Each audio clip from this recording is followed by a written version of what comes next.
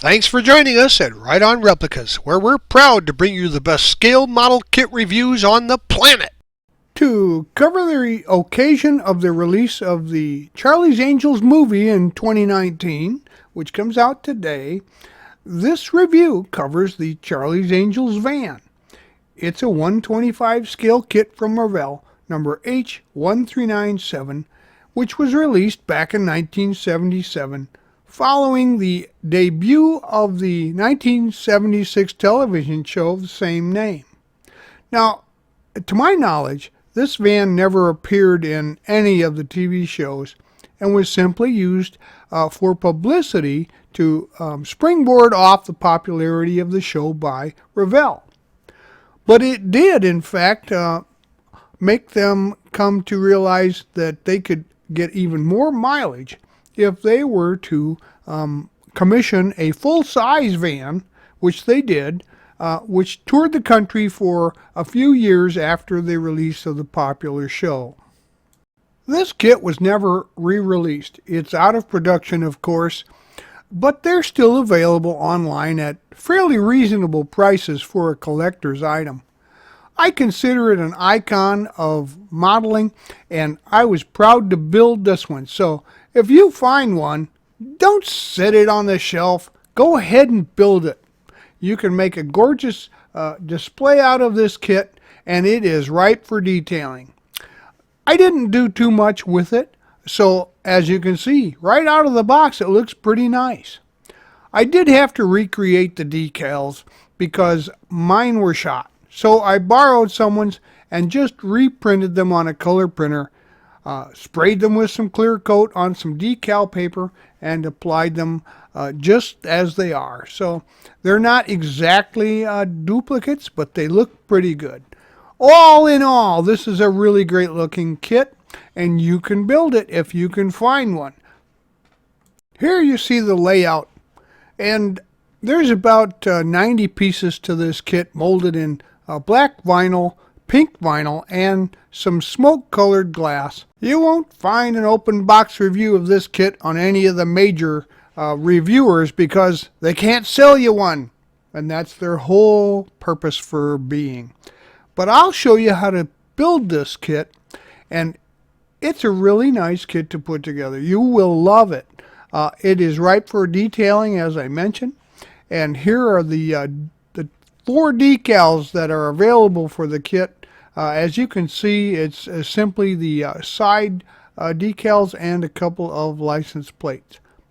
Now, as I mentioned, it came out in 77, but the copyright here shows that it was designed in 1976. For the most part, we'll be using liquid cement for construction, and sometimes actually tube glue for parts that need to set into position.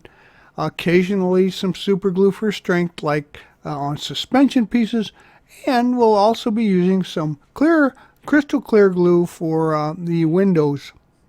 Construction starts with the engine, so grab these pieces out of the kit, and we'll go ahead and put the block halves together, and then add the top half there, the manifold, and then we'll continue on with some detailing. It's a simplified engine because the kit has you close the hood, but we're going to detail the exhaust with some steel color and some rust. Of course, the starter is black semi-gloss, and then the manifold is aluminum with some Chevy orange heads. The air cleaner, fan, and all the pulleys and belts are basically black, and as well as the distributor. Next, we'll assemble the wheel assemblies, and that includes the 2-piece tires. Back in the day, they didn't have soft rubber vinyl tires. They simply gave you 2 halves of styrene, so put those together with some liquid cement and add the inner and outer hubs. Now notice here, I have given the inner hubs, the wheels there, an aluminum treatment, along with some highlighted chrome pen treatment to the trim ring. Next, we'll begin assembly on the suspensions, and we'll be adding the drivetrain in place. So these are the instructions for you to follow along with. Grab these suspension pieces out of the kit, including the frame, as they will be mounted to that. And also note that the coil springs there were from the black sprue. So go ahead and get these pieces out. Now, first thing that we're going to do is add the rear pumpkin, and that goes simply into place its positive locations. So glue that in there with some strong cement, and then we're going to, as you can see here, that's applied to the positive receivers that are available on the frame. I used a silver Sharpie to emphasize the coil springs there. They're usually a steel color around the coil springs that will go into the front suspension. I painted all the shock absorbers a gloss white, and then in the front end here, as you can see, I taped those up so that they won't get sprayed with the black for the frame. In the front end, we're going to use some slow setting glue to set the springs and the shocks and the axle pins into place. Here's another diagram of the front end. You can see that the springs have also been covered with some easy to remove tape, and the white arrows indicate the axle pins. Now you need to put those into place before we add the lower suspension arms here, as you can see, because they trap everything into position and you couldn't get them in there later on. Also note that the ends of the axle pins have been covered to permit them to have some nice gluing surface and raw plastic for later on. Next, we'll move on to the next phase of construction, which includes the firewall, the dashboard and column, and some of the seats and some of the interior appointments. Before we can do that, we need to paint the frame, the floor pan, and the firewall a semi-gloss black. Once the pieces have dried, we're going to need to stage these parts for the next portion of assembly. That includes, of course, the drivetrain, the wheels, the rear axle, and the engine in place, which goes on the mounts. Now, you can see here the red circles indicate where the engine will be placed, and it's upside down there. And you can see the locations with the white arrows where those will be placed. So use some strong glue and put that into position. Now we can add the shocks to the rear end and also the rear wheels, as they will help us mock up the rest of some of the body, etc. And as you can see here, the rolling chassis is all set up. The wheels are in place and the engine is in position along with the drive shaft. And now we'll work on the floor pan. As you remember, it was painted semi-gloss black. But then we're going to add some masking to the top side to keep some of the overspray from underneath from deteriorating that surface. Now we're going to spray the engine cover, and I use some Krylon paint called Candy Raz number 3934 for that. It's a really nice looking color, and it comes out looking very good. Then we will detail the rest of the interior with a metallic gray paint as a base coat before we put the embossing powder on.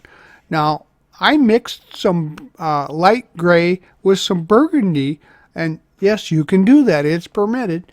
And then I applied some spray glue and put the floor into place with the embossing powder mix. With the top side drying, I scraped off some of the paint in order to glue the chassis to the floor pan. And as you can see here, it's cleared and ready to go. And then we're going to use some good strong glue and clamp that into position with some small clamps.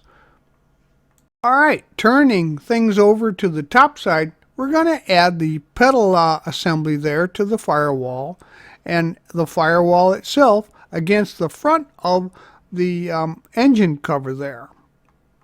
The dashboard was painted with the body color.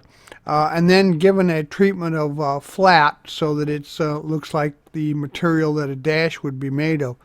Also, I added some gauge decals here, and from the spare parts decals box, and also the additional sports package with the tachometer sticking up there. You know, I added some just some regular photo etch type circles and diameters. You really want to give it a little bit of presence so that it appears like a real dash. And I used a silver pencil on some of the gauges there on the instrument panel.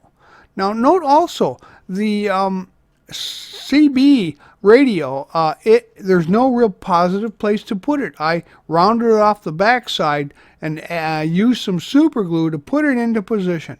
The microphone attaches there on the left of the CB unit.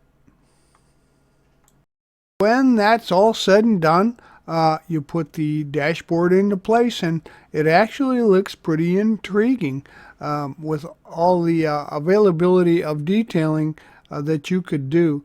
Now we're going to assemble the steering wheel to the column. I painted the shafts bright aluminum, and the ends black. And note that the end of the steering box there will mount to a depression in the front end of the frame, and of course you will be putting the steering shaft through the firewall and into the end there that you see with the red arrow. But go ahead and scrape off the paint to get a good glue bond, and use some super glue to apply these into position. Run the steering column through the hole there, and then into the receiver on the steering box that's mounted to the frame. And notice that I drilled out the holes on the sport wheel, and also added some chrome pen to that for detailing. Before the ubiquitous cup holders found their way into the manufacturer's vehicles, this is what was used, especially in vans. Typically, they were either just wood or they were painted flat black. But go ahead and assemble that part, and we'll install that with the interior next. For the rest of the interior, the seats were painted with the candy raz color, and the seat risers were applied with the embossing powders. And on the left there, lower left, you can see the drink tray and cup holders were painted with a semi-gloss black. I used some epoxy glue to glue the seat risers into place after scratching off a bit of that embossing powder, and attached the seats on top of those with some liquid cement. And as you can see, she's coming together on the interior. Next step of the instructions has us working on the interior panels and some of the glass, so we'll work on those next. But you'll notice that the body is involved in this, and so we're going to have to prep some of the body pieces before we can do that. And as you see here, there is some parting lines on both the front quarter and the rear quarter of the vehicle, which need some attention. So scrape those off and sand them smooth with progressive grits. And then I noticed there was a couple of sinks on the left quarter panel that needed to be filled and sanded smooth as well. So I went ahead and used some putty for that. You can use your favorite brand. There's also some ejector pin marks on the inside or the lower side of the roof. So I filled those and sanded that smooth. And what we're working with here are parts that are going to be painted with the body color pink. Now here's a little trick. You can make your script work on the body look very realistic by applying some bare metal foil to the script if it's pronounced enough, and then cutting it really close to the edges of the lettering, and then later on you can, after you paint, scrape it off of the top edges, and it actually looks pretty convincing as chrome script So if I were you, I'd give it a try. Body was prepared and ready for paint. I decided that I would paint the interior a purple color on the upper surfaces on the inside. So I masked the rest of the body off to keep from getting a lot of overspray there. And then I went ahead and sprayed the interior purple. Next, I masked off the interior portions I wanted to preserve as purple, including the roof. And then I prepared the rest to paint those pink. And I used a Krylon color. It's a shortcut color called Hot Pink, and it was KSCS number 039, and I thought it was most appropriate for that magical first year of the Angels show. Now here I mocked up the grill to put into position, and then I glued the front lower pan there into position to make for a nice body. I also did the same thing with the lower pan and the back of the vehicle. I glued that into shape too. Now I painted the inside of the hood, that's the underside of the hood, with the hot pink color because I wanted to put that into place and spray the entire body all at one time. I also painted the van or settee there that goes into the van and taped off the top because I'm going to apply something different to that.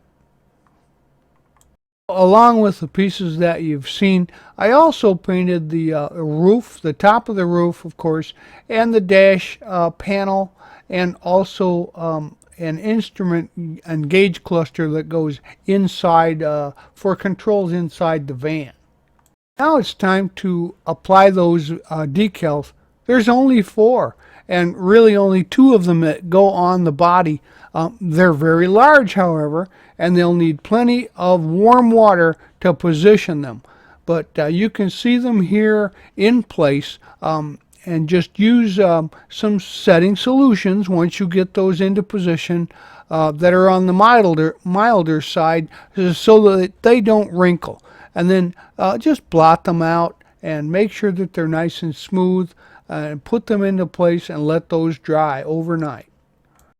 We'll continue with the interior now, the windshield and some of the bubble windows, and also the interior panels, which are going to take some detailing. You see the windshield here, and I added some black Sharpie stripes where you would find some trim on the edge windows.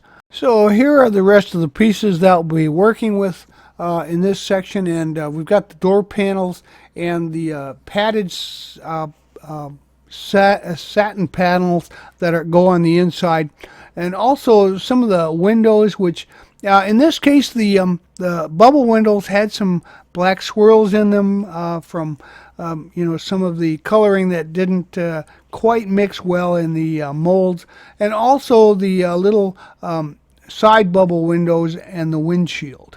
The satin interior was added to the inside of the rear doors here, and I used some bracing and some clamps to keep those into position until the glue dried.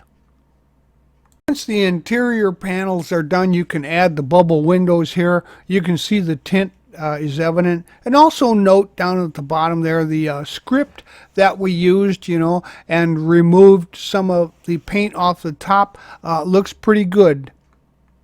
I used a wide Sharpie to add some of the rubber trim gasket there around the window, and installed the window using some crystal clear from Micro to put that into place. The interior panels are going to take 3 separate maskings, as you can see here. And then the first thing we're going to do is hand paint the television entertainment center there a flat black, and then we're going to paint the extreme areas there with some of the dark purple, and finally we'll paint the soft panels and the upholstery with some of that candy raz. Scrape off some of the paint on the back side, and we're going to add the interior upholstery sections to the sidewalls. They butt up to the back end there. You can see the purple that is provided for the upper sections and the rear there. And then also it goes right up to the window line there. There's a crease there, and just push that all up into position along that line. I detailed the television cabinet by using some metallic gray around the trim there inside the television and some chrome knobs. Also a little wood faux look on the cabinet door that generally would house your tapes and things that you would use for your television. And now we'll move on to adding some of the front end pieces, the roof, and some of the interior structure, along with the side pipes. So go ahead and grab the hood and some of the lenses for the front end, as well as the radiator and the front end grill portions. Take notice of the tabs and the notches there in the radiator that are applied to install the radiator to the back side of the grill. Use the chrome pen to highlight the headlight bezels, and I use some chrome foil to go over the small turn signal lenses below that. Now install the grill into place. Put it in from the back side and angle it up towards the top. Snap it into the little grooves and receivers at the bottom, and then push it back towards the hood and glue it into place. Next, we'll add the body to the lower section, chassis and the frame, and we're going to look for some locating points, and so turn the unit over and look for position spots that you see here with the white arrows. Up front, the frame attaches to the bottom side of the radiator, and that's a good point to lock the position in there. Also along the side and the back, and I use some epoxy glue to make sure that those are locked into place and are nice and symmetrical. Before everything settles, you see the black arrows here. They indicate that the floor pan is resting exactly horizontal along the plane of the back panel there. So make sure that that fits.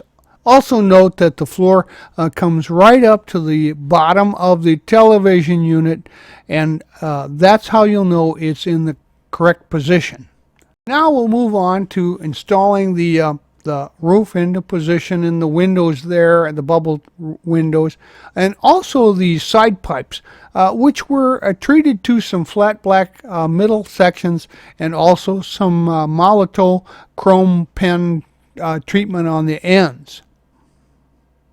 This is how I detailed the control panel that's found inside the interior on the roof at the front edge there. I added some flat black for the speakers on the ends, and there's a couple of lights there that I painted with some silver chrome pen, and then of course just some Sharpie marks for some of the control knobs. There were some notches up there at the top where the white arrow is. Just clean the paint off of there and glue that control panel into position. Note the yellow arrows too. The settee unit there just butts up to the back and against the left sidewall. Scrape some paint off there and glue it into position. The instructions give the option of just placing the roof into position, which I chose, but you can also glue it into position, and that's your choice. Decide which you'd like to do. I will add some of the extra pieces to the kit. The side pipes have already been installed, as you saw. We're going to work on the rear end first and then the front end. I gotta say, I love the rake on this, and of course the bigs and littles help with that, but as you can see, the bottom of the vehicle here is quite an incline between the front and the back, and it looks like it's ready to go fast and forward and get into the action. I covered the taillight bezels with some bare metal foil, then painted some clear red on the top section turn signal and some thinned white for the backup lights below that.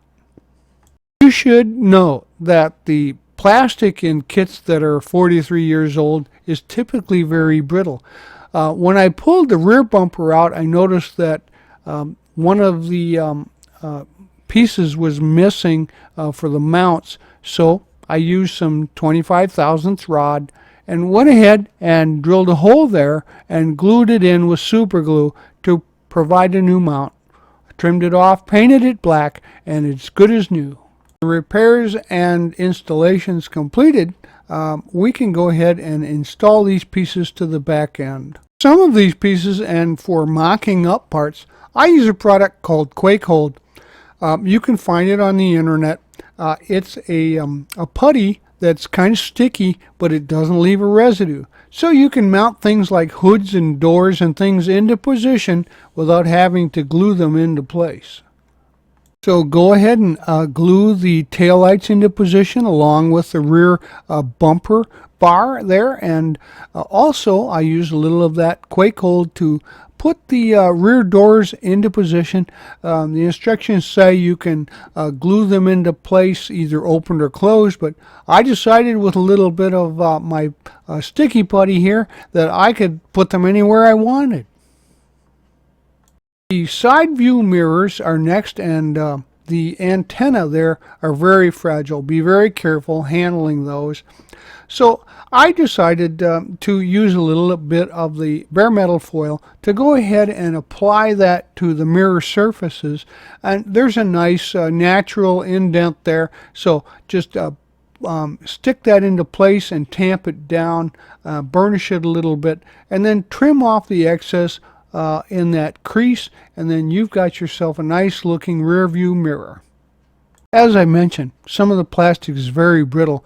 As soon as I removed the CB antenna from the sprue, the antenna broke off at the base. So I used a pin vise to drill an appropriate hole and some 30 thousandths styrene rod to replace it. I then just added a little dab of glue up at the top and replaced the antenna, and quite frankly, it's probably more close to scale. So if something's broken, just try and fix it. I used a little bit of the chrome pen for the spring at the base. Now use some super glue to go ahead and install the rear view mirrors and the CB antenna into place. There's some nice receivers there. Just make sure that you remove some of the paint inside the holes so that they have a good bond. Well, there you have it. This great looking kit is pretty easy to build. Everything fit very well. The body was pretty square, and the frame and the floor pan were very flat and straight. But it will take a little bit of detailing. And what better way to celebrate the release of the new Charlie's Angels movie? Now, you can bet that it probably won't reach the popularity and magic of that first year of the show, but still, it'll be entertaining. So, if I were you, I'd buy one and put it on my shelf. We hope you like this premium scale model kit review.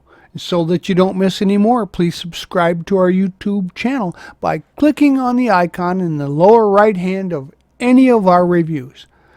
And you can find us on Facebook or at our website, rightonreplicas.com. Thanks.